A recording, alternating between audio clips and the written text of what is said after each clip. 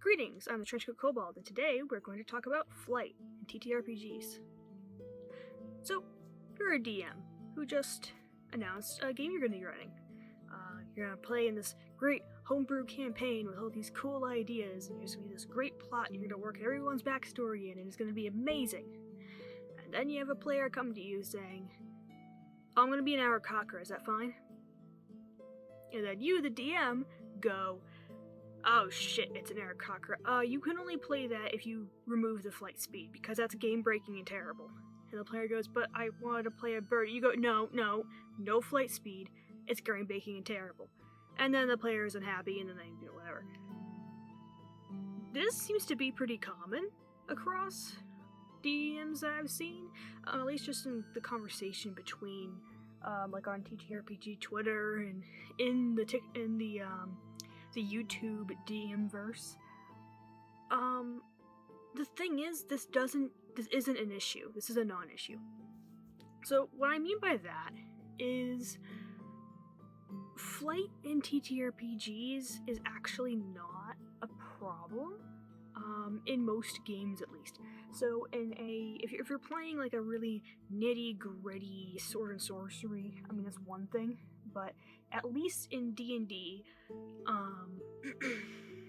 5e to 3.5, whatever, your standard fantasy world, Forgotten Realms-esque high fantasy, whatever.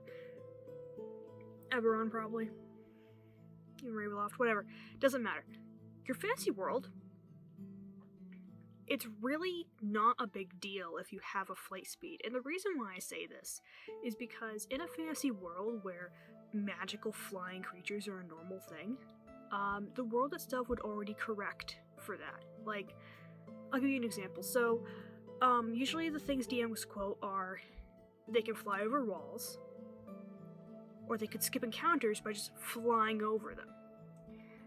And this is only an issue if you have a game that's tailored towards Earthbound players.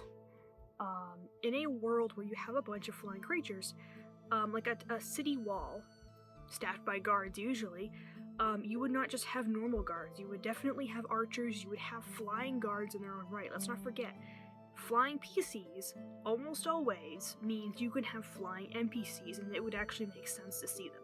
So, if you're in a world heavily populated by, Aarakocra and winged kobolds or whatever, NPCs are going to have it too. So you can't just fly over the city wall, because you're going to get nailed by, a falcon diving at you.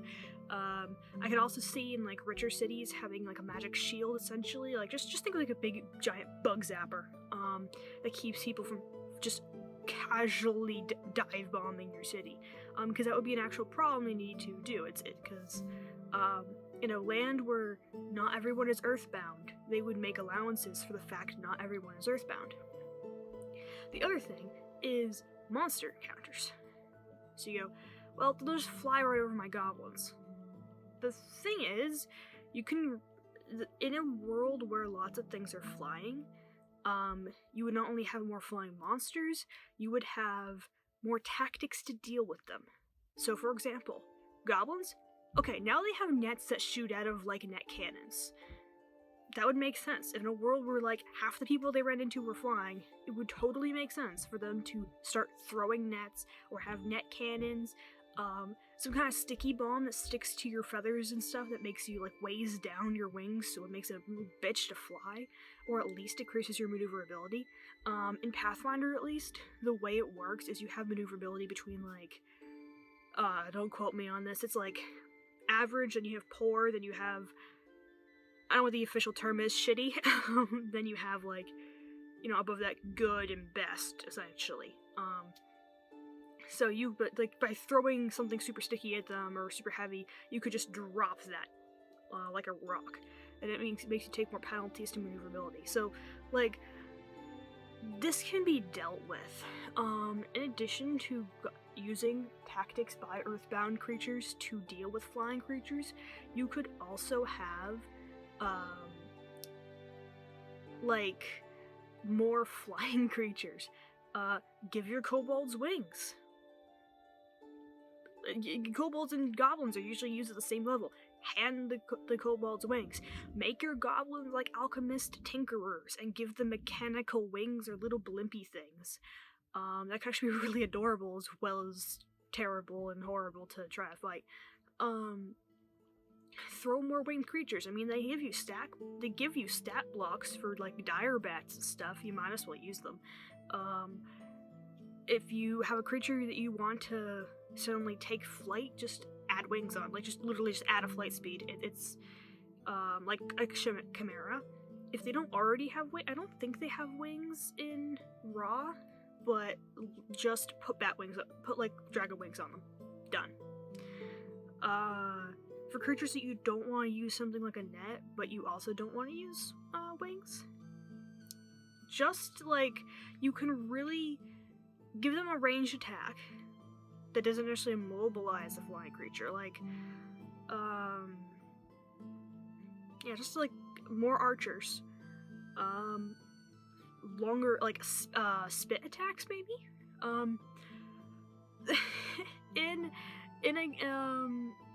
the RTS, real-time strategy video game called StarCraft, to make a long story short, there's 3 factions you can play. One of the factions is called Zerg, and they're basically all like alien monster creatures. It's really fun. One of these units is called a Hydralisk, and basically it's this kind of like weird serpentine almost build, kind of like Naga, only more insectoid and more evil. And their main attack is like technically have like little bone scythes off their arm. It's actually really cool. But their main attack is actually spitting some kind of acid. And you can spit really fucking far. So,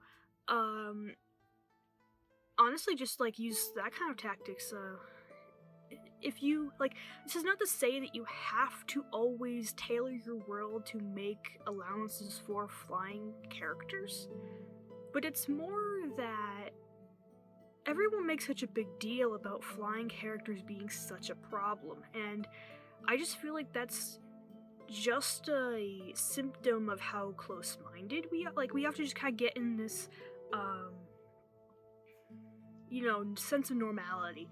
You will always have a party of 4 people, your marshal, your sneak, your face, or your support, and your caster.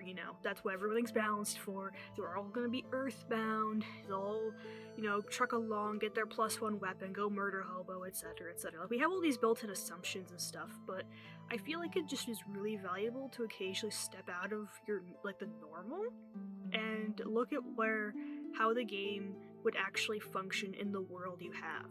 Because in a world where flying is normal, flying characters are really not that big a deal. So, yeah, I will say that I have not had to deal with a flying character, I believe. Personally. Actually, I have. It was for a shorter game, though, so I can see how maybe a longer campaign it would have more effects. You just have to think about it more. But for that shorter game, it was fine. We played several sessions, and, he didn't, go ahead for the party at all or anything, even though he was in the air, 70% of the time. It was mostly just, do I see anything afar, kind of.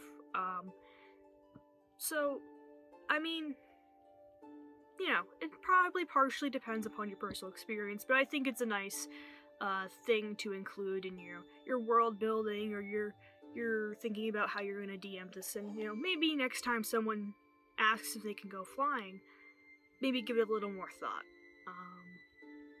So yeah, that's my thoughts on this. Just kind of some unscripted rambling. So that's my thoughts on flying characters. What do you think? Are they fun to play? Are they too much of a bother to play? Do you like running for them? Do you hate running for them? So let me know. This has been the Trenchcoat Kobold. May the dice ever roll in your favor.